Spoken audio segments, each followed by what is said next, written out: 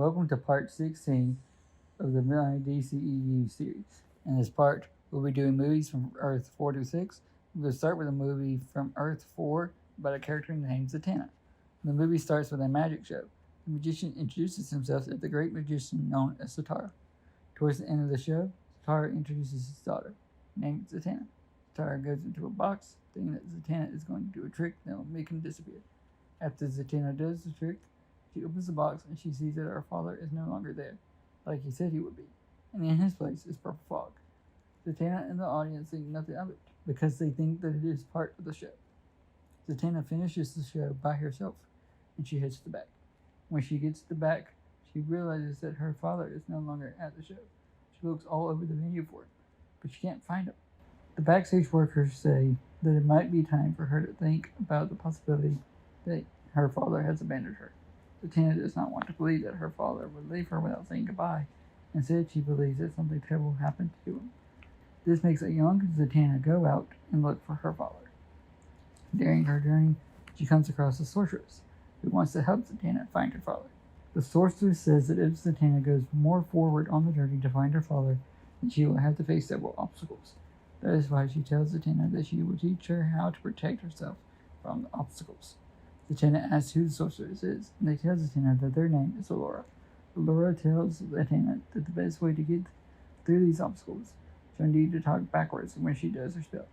That way, the obstacles that get in Zatanna's way won't know what is coming their way, because the obstacles won't understand what Zatanna is saying. Allura helps to train Zatanna by teaching her how to read backwards at a faster rate. Zatanna can start to feel herself becoming more powerful with the number of spells that she has been learning. She tries to talk Allura into trusting the belief that Zatanna is in control of the new magic that she has learned. However, Allura is committed to keeping Zatanna under her wing. Against Allura's wishes, however, Zatanna goes out to see if she can find any clues related to her father's disappearance. While she is doing this, she comes across a person with a sword who is looking to get some free food. Zatanna goes after the guy to protect the person who is selling the food. Zatanna starts her spell by saying, "You girls, which translates to levitate sword to me." This makes the sword try to get to Zatanna. The guy tries to keep it with him. Zatanna realizes that she isn't physically stronger than the guy, so she decides to try another spell. She says the words, to make the metal that the sword is made out of heat up. That makes the person who is holding the sword burn their hands and drop the sword.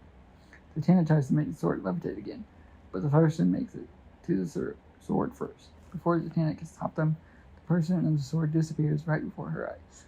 In the person's place is a police officer with a gun pointing at Zatanna. The police officer asks Zatanna where she came from. Zatanna asks the officer where the person with the sword went. The officer doesn't know what Zatanna is talking about, because he explains that Zatanna showed up out of nowhere. Zatanna looks at the nearby clock and sees that she has been moved into the future by 20 minutes. Zatanna thinks that the person that had the sword had powers to allow them to manipulate the amount of time around them. Zatanna tries to explain that this is the officer, but they think that Zatanna is crazy, because he doesn't believe the amount of magic that the world can have. The officer brings Zatanna to the police station to interrogate her more. Zatanna doesn't tell the officer that about her father's disappearance, but she does try to explain to him that the magic that her and her father do in their shows is completely real. The detective has a hard time believing that magic could be real. This is when Zatanna says the words. This allows Zatanna to have enough time to go through all the records that the police station has. She finds the file on the detective and she sits back in front of the detective. She then unfreezes the time that is around them and she starts reading the information that she found about the detective. She says that his name is Detective Colton, and he is in his first year as a detective. Colton asks how she was able to get all of that information about him so quickly. Zatanna says that Colton is a close understanding what Earth is capable of.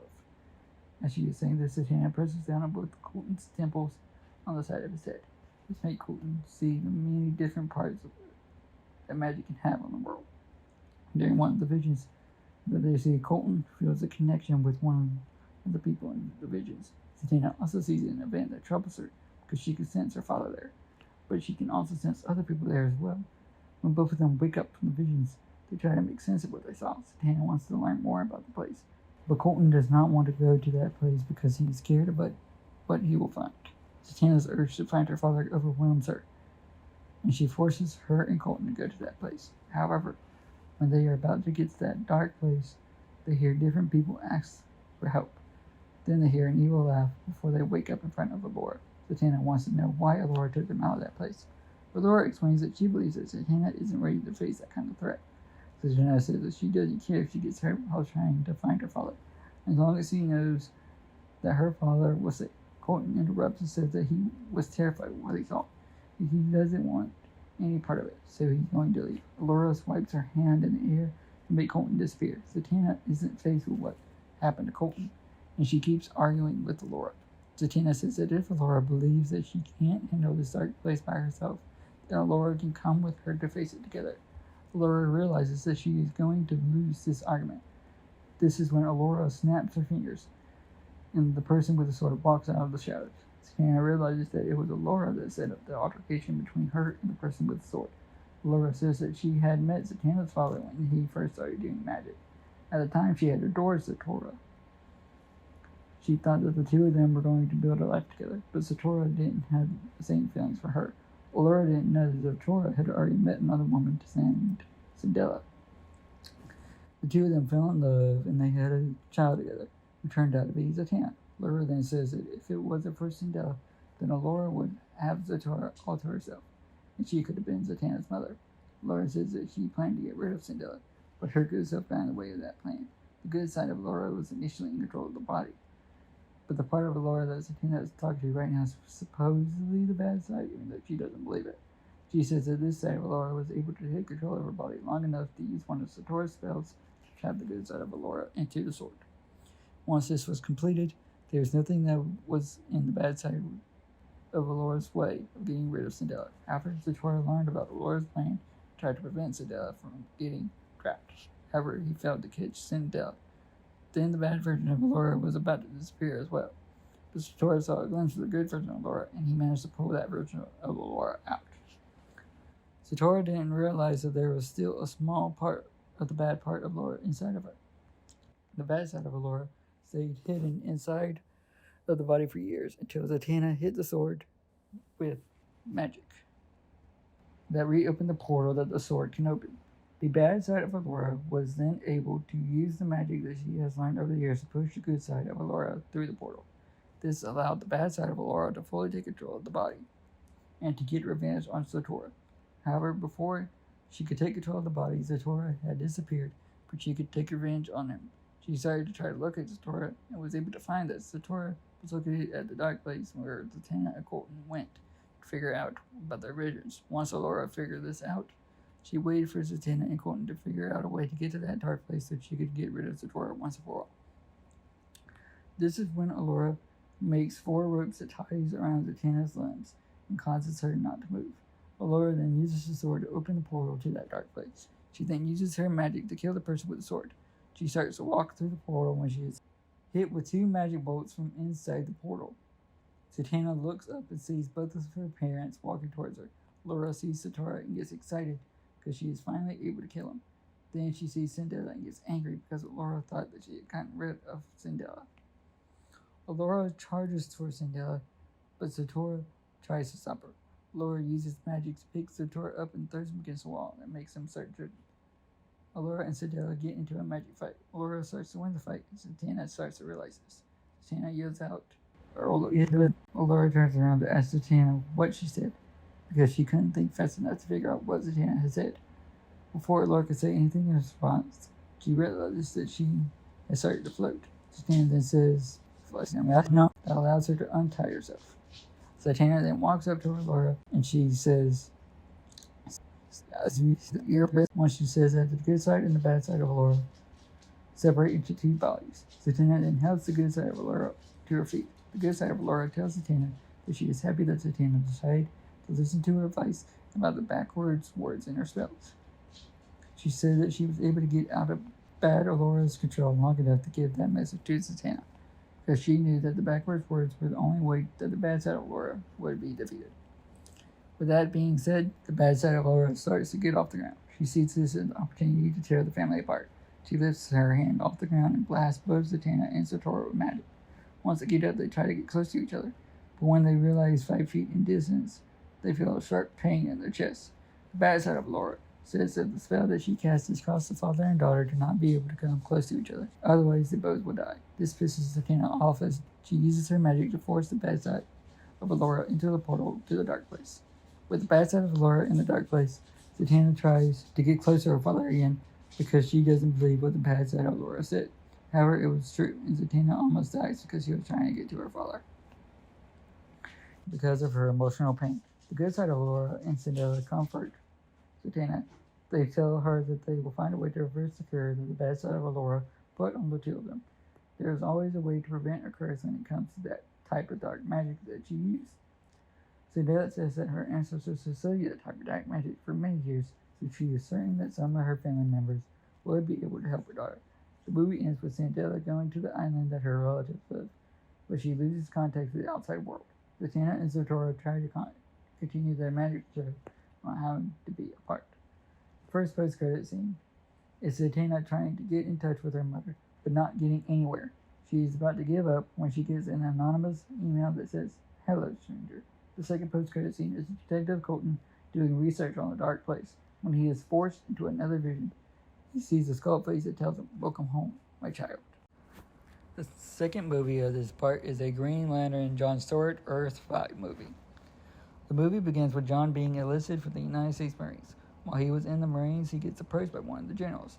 The general says that he wants John to protect a politician while they are visiting a foreign country. John wants to impress his new bosses, so he goes to do the job without any complaints.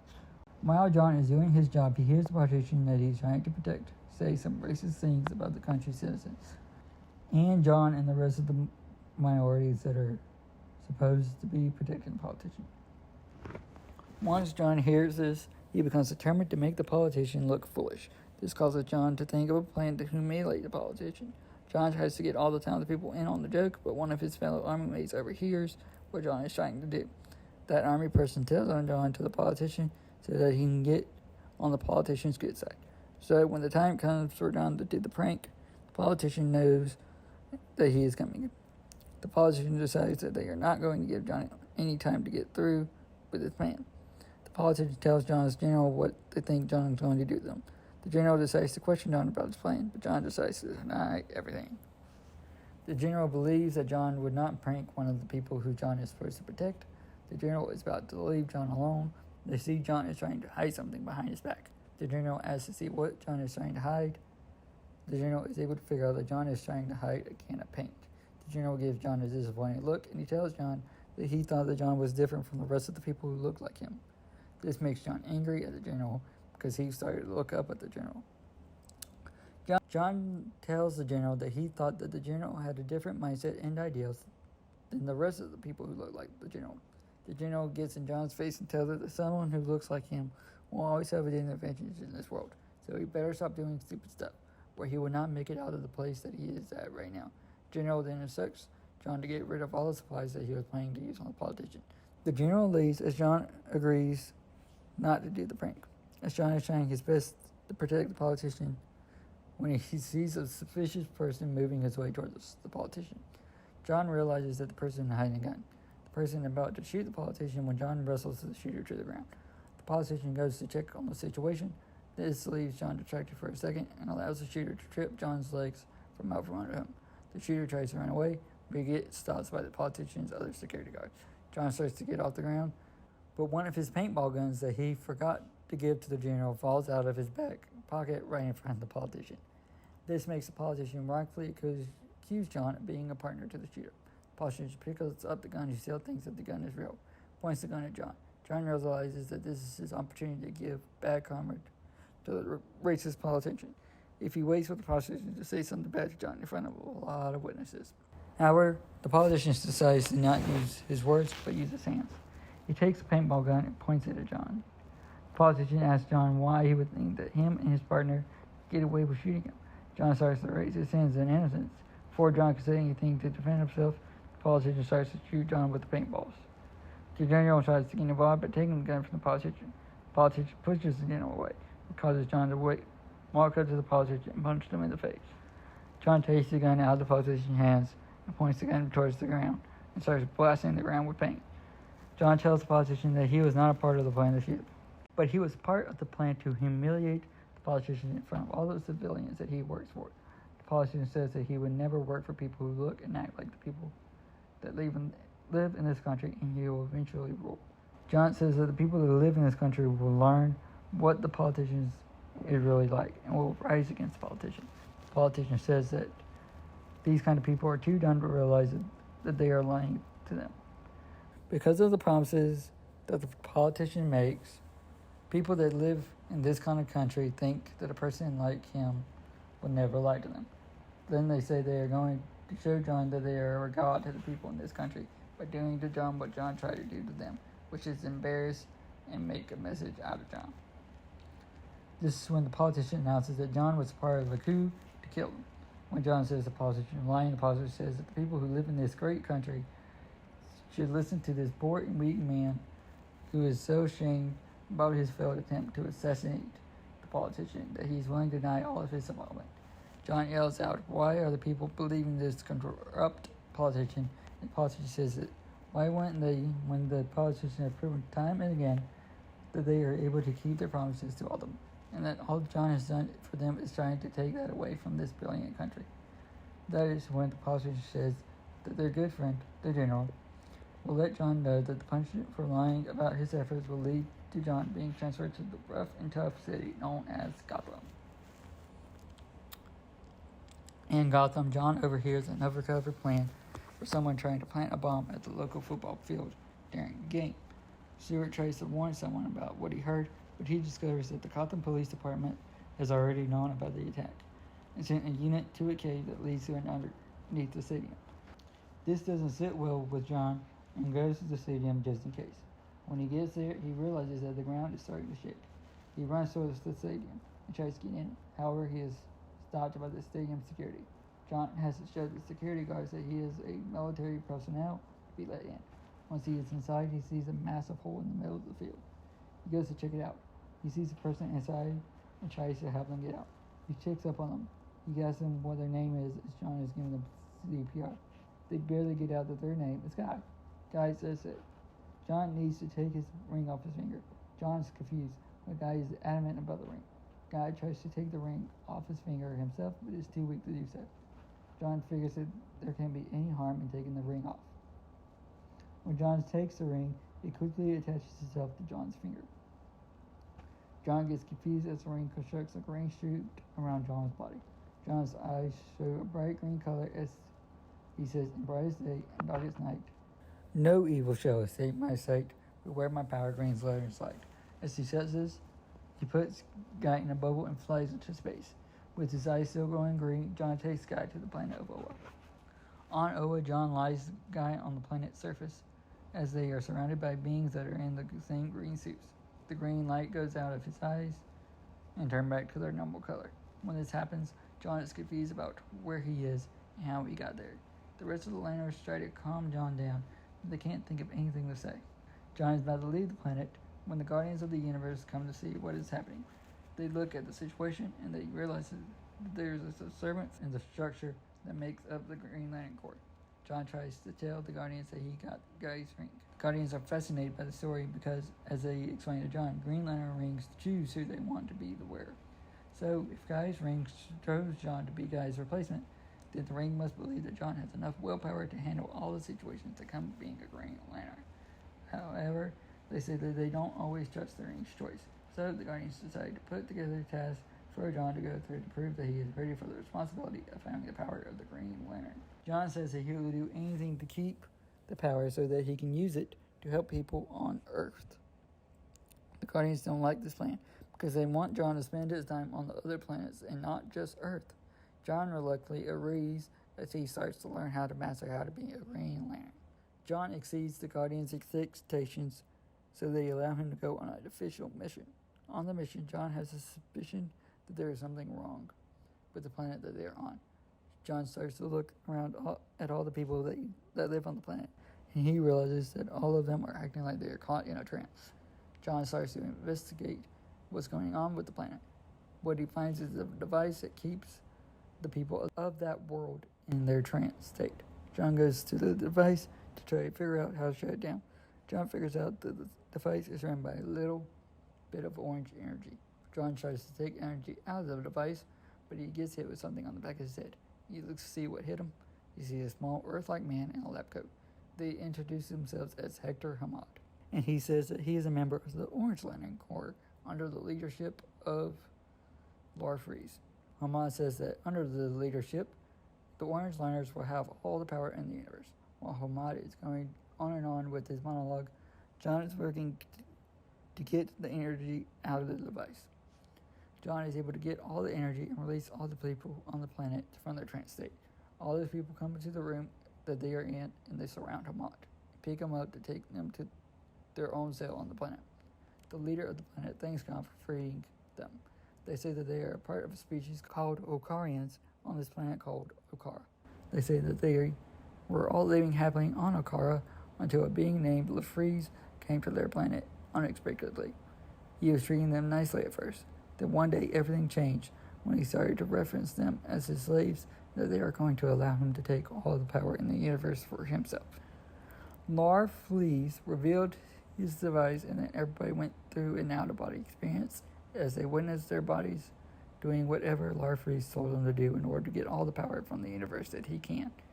That was until John showed up and saved them, and that is why they would be grateful to help John Stewart and the rest of the Green Lanterns in any way that they can. John returns to Oa to tell the Guardians about the success of the mission when he hears screaming coming from where they are. He sees that it is Guy who is screaming at them, and John asks Guy what the problem is. Guy asks John if he has felt weird during this time on Oa. Guy makes the Guardians admit to John that time on Oa moves differently than other planets. So, with the time that John and Guy have been on Oa, 20 years has passed on Earth. This pisses John off to the point that he starts to yell at the Guardians about losing 20 years of his life. He says that he has lost the opportunity to find someone to love and build a family with. The Guardians say that that situation is not one of their top priorities, that the fate of the entire universe is always at risk. And every Lantern knows that possibility once they sign up to become a Lantern. John loses his mind and yells at the Guardians that he didn't sign up to be a Lantern, that the ring forcefully put itself on his finger and brought both him and Guy to Oa with no way of him knowing how to get back to Earth. The Guardians point out that John didn't have to stay and train to be a Lantern. He could have left at any time that he wanted to. John says that if he did leave, he would be floating around in space with no way of getting home, because the Guardians wouldn't tell him how to get back to Earth. He then tells the Guardians that they need to be truthful and admit that they don't care about the Lanterns. The Guardians say that not one Lantern or any other individual is more important than the entire universe. At this point in the argument, all the Lanterns can hear the conversation as they have surrounded the Guardians. The Guardians are starting to realize that they have talked bad about all the Lanterns. John gets in the Lantern's face and asks him, what about the entire Green Lantern Corps? Because they're the ones who are going to make sure that they are going to be protecting the universe. So the Guardians better make sure that the Lanterns are getting what they want and deserve. The Guardians say that they have accepted this proposal from John and Guy and the rest of the Lanterns, as the universe should always have beings from all over to protect all the beings that live in it. John says that he will take the ring back with him to Earth and protect the people, because Earth is still his home, even if it will be hard for him to recognize the place where he came from. Guy walks towards them and says that whatever happens to the world that they once knew, that he will be by John's side to fight through it all. With that being said, John, Guy, and the rest of the Lanterns go to their home planets, waiting on the call from the Guardians to return to protect the galaxy. Back on Earth, John and Guy try to figure out what this new Earth will have in store for both of them. After a couple months, Guy has become a gym teacher at a high-value school, while John, on the other hand, barely got a job as an engineer. Guy goes to visit John, and while they are talking, a guy walks by them and spits in John's face. Guy is about to say something about what happened, but John stops him and says that it isn't worth the guy's time. Guy says it seems that the world has gone backwards instead of forwards in the 20 years that they were gone. John agrees and says that it sucks that handling a low life like that person won't change anything. Guy says that he wishes that there is one person that they can use to make an example out of. John looks at his ring and says that he might have someone in mind. The movie ends with John going to see his old general. John is expecting to see the man he once knew. However, when he gets there, he sees that the years have gotten to the general. John walks towards him while he is wearing the Green Lantern suit. The general is terrified about what he is looking at. John gets in the general's face and says that the general turned his back on him. The general stutters his words and says, John says that it is him, and says that the general has failed to change since the last time they saw each other, and not be able to change what the world has become. The general says that there was nothing that they could do. John says that he guesses that it must be a good thing that there is a person that can make a difference. The general says that John can't do anything by himself. John points his ring at the wall and blasts it, and asks them if they think he actually needs help as he walks away with a smile on his face. The post-credit scene shows the Guardians having a secret meeting without any of the Lanterns knowing about it. They agree on the fact that the Lanterns' plan for how the course should be run is going to fail. That is why they all agree that Project Manhunter needs to happen. The final movie of this part is a Blue Beetle and Booster Gold movie. The movie picks up where the Blue Beetle movie left off. Ted hears what Booster has to say about all the time being in trouble, and he starts to laugh. Ted tells Booster that he is going to call security on him if he doesn't leave. Booster grabs Ted's wrist and they go through time by using the Legion of Superheroes time machine. Booster is trying to control the time machine while him and Ted are flying through the time stream. Gold steers the time machine into a random time period. Ted jumps out of the time machine and pushes Booster to the ground as he is yelling at him. Beetle asks Booster who he is, what he thinks he's doing. Booster says that his name is Michael Carter and he is known in the future as a superhero named Booster Gold.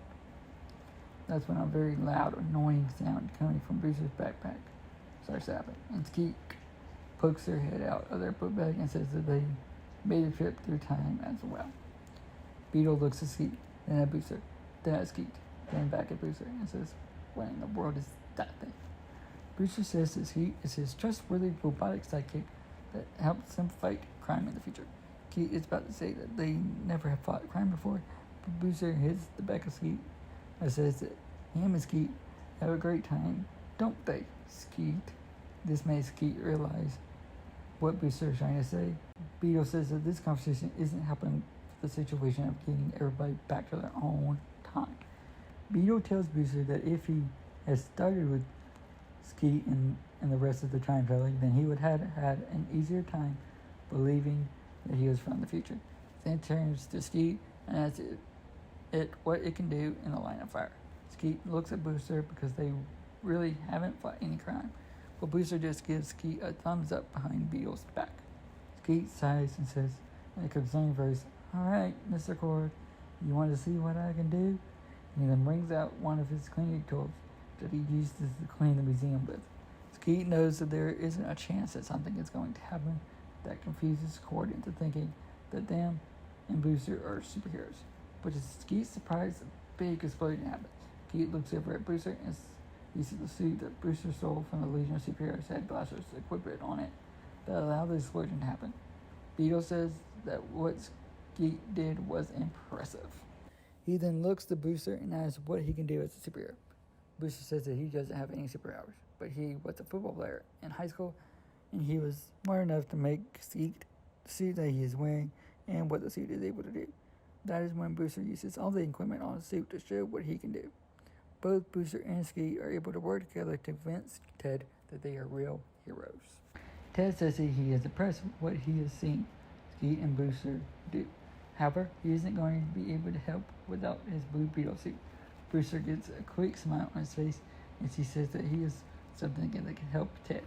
Booster takes the cube out of his book bag and presses the top of the box that causes it to turn into a bigger machine. Booster goes to the machine and pulls a couple of levers. He then presses a button that makes Ted's costume with his Booster scowl attached to the suit. Ted asks Booster how he was able to recreate the Beetle. Booster says that is a piece of technology that he created to give any hero a replacement to their suit if they need it. Ted says that the Beetle Scarab is a dangerous piece of technology. So if there is more than one out there, then people like his uncle can use the Scarab in bad ways. That is why Ted wants to talk to Booster about the science that goes into this technology. Booster looks at Skeet to give a sign to help him. Skeet secretly pulls the lever on the time machine that makes an alarm sound.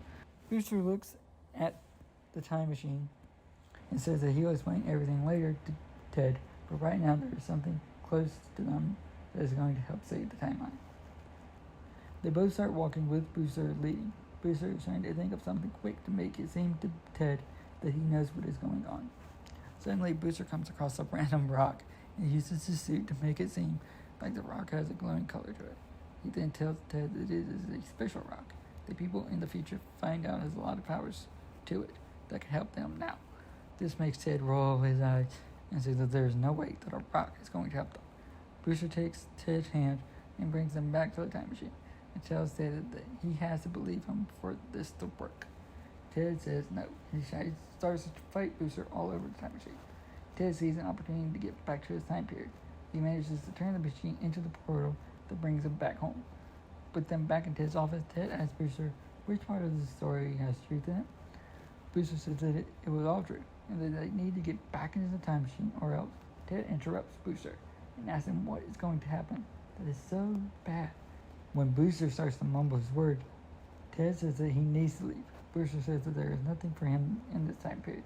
Ted says that Booster should have thought of that before he decided to make a false story about Ted's life, and that Booster needs to go back to his own time. Booster starts to walk away and says that there's nothing for him in that period either, and that all he wanted was to be here like the ones that he grew up with as a kid. Once Booster leaves, Ted gets attacked from behind by a masked assailant. While Booster is walking away from Court Industries, he hears an explosion coming from inside the building. Booster runs back into the building and sees the masked person. Ted has his back against the time machine and says to Booster that the person wants to make copies of the Scarab. Booster tells Skeet that he needs to know what the weakness points of that person is. Skeet understands it and scans the person. Skeet tells Booster to go for the knees and then the joints in their arms. Booster tries to do that, but he is not good at fighting as the masked person. However, Booster manages to allow enough time for Ted to help fight them. Ted gets the Beetle Scarab on and blasts the masked person. The person lands on a windowsill and says that their boss will get their hands on the Beetle Scarab. There's nothing that Cord nor Carter can do about it. They then jump out of the window to the ground below. Ted and Booster look out the window to see that the person has escaped. Booster asks Ted if he knows who the person is. Ted says that he doesn't. But the weird part of it all was that he knew who Booster was even though he isn't from this time period. Booster says that they could be a huge problem in the future. Ted says that is why they will be working together to take them on and all other problems. Booster gets excited and asks Ted if he really meant it. Ted says yes, because even though Booster lied to Ted, he shows a good heart in the fight, and that is what being a hero is all about. Booster hugs Ted and says that he won't regret this. Then the movie ends with Booster asking Ted what their teammate should be. Maybe the fabulous crime-fighting duo with a terrific tune. Ted interrupts him and says that it should be. The movie's post-credit scene shows a man screaming at Peg and saying that he didn't do it. It is then revealed that it is a man on death row. A man in a general outfit doesn't listen and flips the switch. The switch turns to a set of lights on that shows that the person is attached to an alien ship. The general says, "Now, Adam, you had this coming. For your portrayal of the United States," if General Eiling says so himself. That is when Eiling flips another switch that sends shockwaves through Adam's brain. There is a cloud of smoke, but Adam flies out of the smoke, taking out Eiling and his personnel. Thank you for watching part 16. Please like, comment, and subscribe.